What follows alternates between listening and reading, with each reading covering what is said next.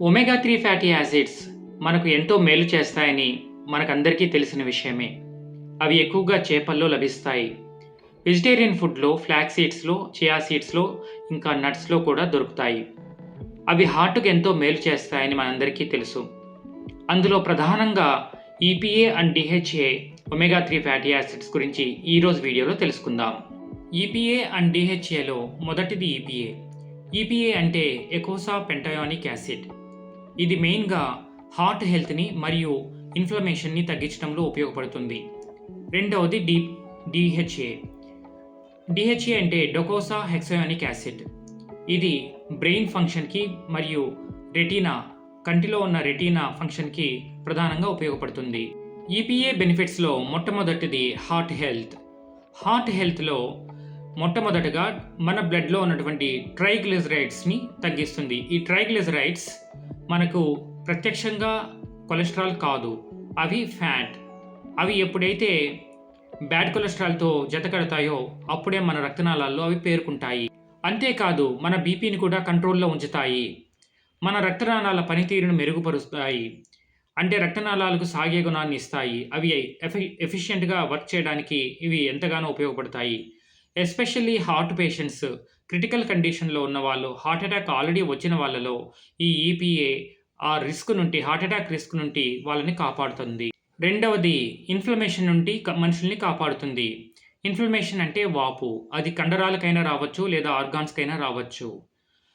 EPA ఈ inflammation reduce చేయడంలో చాలా ప్రధానమైన పాత్ర వహిస్తుంది.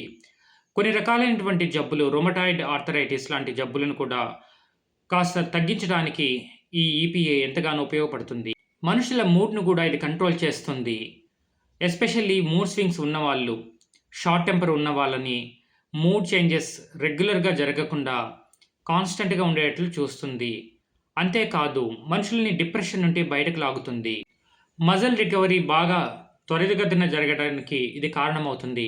ఎక్సర్సైజ్ వల్ల ఇండ్యూస్ అయినటువంటి ఇన్‌ఫ్లమేషన్‌ని ఈ మజిల్‌కి ఈ ఈపీఏ తగ్గిస్తుంది. అంతేకాదు గాయమైన తర్వాత త్వరగా మజిల్ రికవరీ జరిగేటట్లు చూస్తుంది.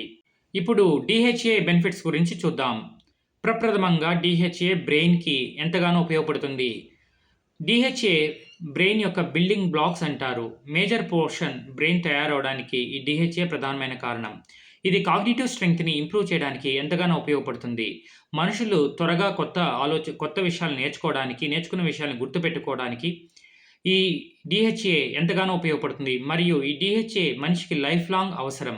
ఈ డీహెచ్ఏ మనిషి కంటికి ఎంతగానో మేలు చేస్తుంది. ఈ రెటీనాలో ఉన్నటువంటి ఈ డీహెచ్ఏ కంటి జబ్బులు రాకుండా, త్వరగా సైట్ రాకుండా ఈ కంటిని కాపాడుతుంది.